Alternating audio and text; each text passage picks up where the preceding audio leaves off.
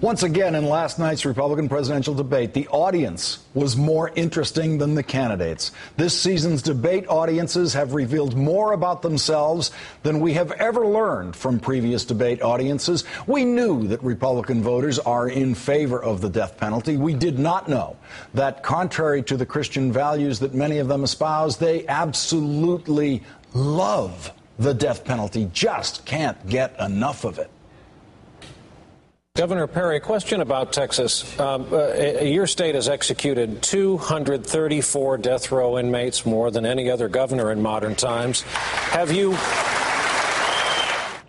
We also learned that some of these same people, a vocal minority, would gleefully impose the death penalty themselves on sick people if just given the chance. Who's going to pay for if he goes into a coma, for example? Who pays for that? In a society that you accept welfareism and socialism, he expects the government to take care of it. That's what freedom is all about, taking your own risk. This whole idea that you have to prepare and take care of everybody. But, Congressman, are you saying the society should just let him die? No. At last night's debate, we learned that the flag pin wearing "We Support the Troops" crowd actually despises some of the troops, including this soldier who asked his question from Iraq.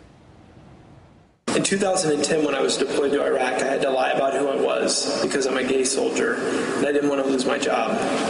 My question is, under one of your presidencies, do you intend to circumvent the progress that's been made for gay and lesbian soldiers in the military? Yeah. But there is nothing this bloodthirsty, merciless mob of haters hates more than being called exactly what they are: heartless. If you say that we should not educate children who have come into our state for no other reason than they've been brought there by no fault of their own, I don't think you have a heart. We need to be educating these children because they will become a drag on our society. I think that's what Texans wanted to do.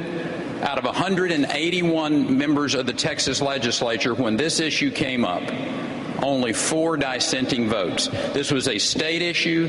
Texans voted on it, and I still support it greatly. Senator Santorum.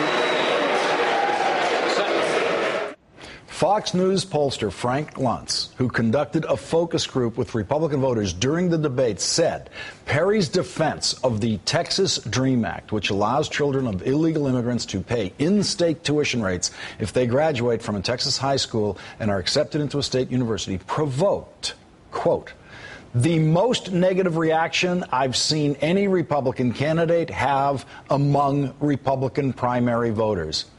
Only in the twilight zone that this Republican presidential politics 2011 style, only in that twilight zone could we see a man be cheered for proudly presiding over the executions of 234 people, and then see that same man booed by the same crowd, booed because that champion of death by execution called his worshipers heartless. Campaigns for presidential nominations are sometimes called fights for the soul of the Republican Party, fights for the soul of the Democratic Party. No one has used that phrase this time around for 2 reasons. First, because no candidate fits perfectly into the current shape of Republican orthodoxy. And secondly, the Republican Party of the 21st century, if we are to judge by the debate audiences, has obviously lost its soul.